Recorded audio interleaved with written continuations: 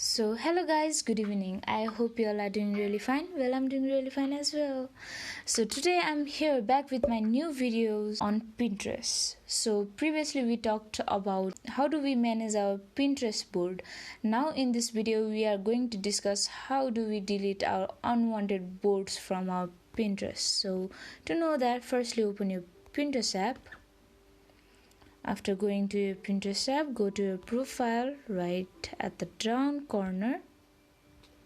Select the board you want to delete.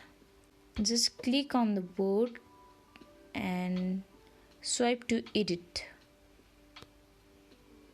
And after swiping to edit, at the really down, you can see the delete option. Just click on delete and your board has been deleted. So it is pretty easy, guys. I hope you have learned something, and if you like our video and find our video really informative, then please like and subscribe and hit the notification bell for further more videos like this. Thank you for watching.